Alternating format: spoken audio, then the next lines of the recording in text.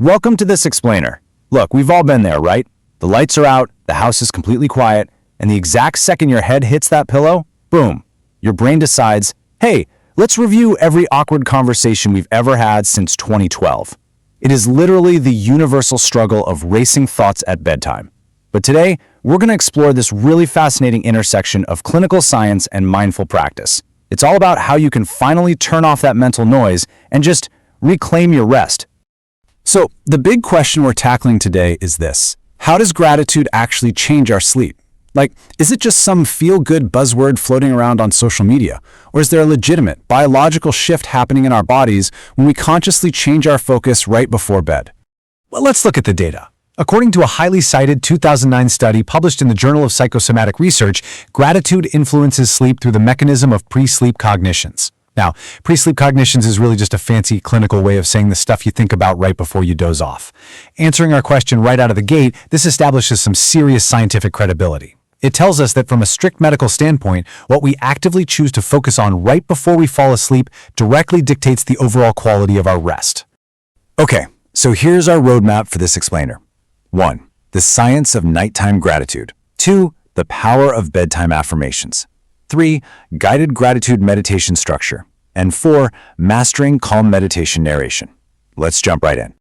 Starting with Section 1, the science of nighttime gratitude and how we are quite literally rewiring the brain for rest.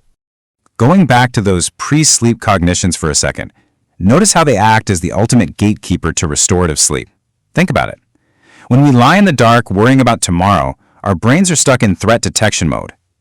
By actively replacing those anxiety-driven thoughts with gratitude, we are biologically lowering our stress responses. It activates the parasympathetic nervous system. So we aren't just saying nice words to ourselves here. We're using a proven biological mechanism to force our bodies out of fight or flight mode. Moving right along to Section 2, the power of bedtime affirmations, we're going to look at some really fantastic community insights. Let's shift from the clinical science to practical, everyday application. Look at this powerful affirmation shared a ton by users in the Lemonade community. I release today with grace and welcome rest with gratitude. This is a beautiful, perfect example of consciously letting go of daily stress. Because, fighting insomnia usually just makes it worse, right? Instead, you're using words to create a neutral, safe little space for sleep to just naturally arrive. But hey, letting go of the day is really only half the battle. We also have to quiet that inner critic. Check out this affirmation. I love and approve of myself exactly as I am.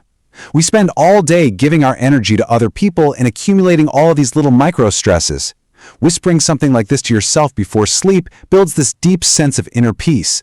It basically ensures that the very last thoughts your brain processes for the day are nurturing and kind.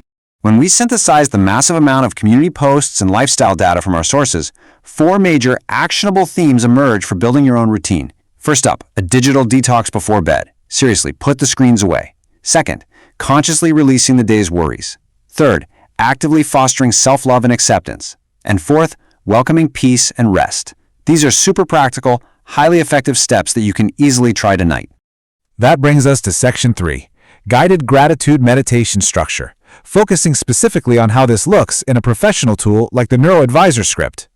So what makes this specific script so effective is how it's meticulously phased.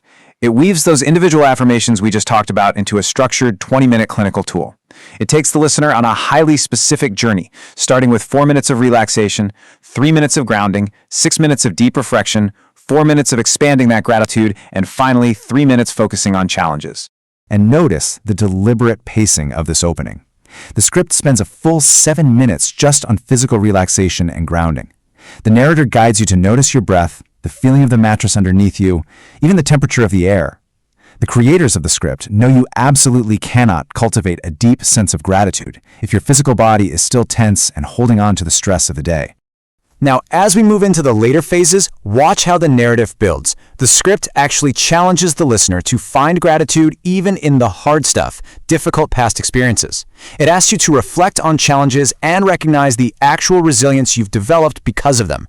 So it's not just glossing over the bad stuff with toxic positivity. It's about reframing your personal growth and finding a genuine appreciation for how those struggles shaped you. And then we have the closing integration phase. This is a super vital 2-minute window right at the end of the script. It guides the listener to take a deep breath and let all that cultivated gratitude just fill their entire being. It's specifically designed to make sure you don't just snap out of the meditation, but rather seamlessly carry that profound, cultivated peace straight into your sleep cycle. Pivoting to our fourth and final section, Mastering Calm Meditation Narration, where we dive into the voiceover art required to actually bring these scripts to life. For this, we're looking at insights from professional voice actor Kate Marson. She defines pacing as the deliberate tempo and rhythm of speech. And to kind of mirror Kate's advice, I am going to intentionally slow down. Right here, you really have to utilize pauses after key phrases, because if you speak too fast, you're going to stress the listener out. But if you speak too slowly, they might get impatient and their mind wanders. It is a very, very delicate balance. Kate outlines a few core professional tips for this specific niche of voiceover work. First, find your authentic calm. Second, master deliberate tempo and breath. And third, build a serene portfolio.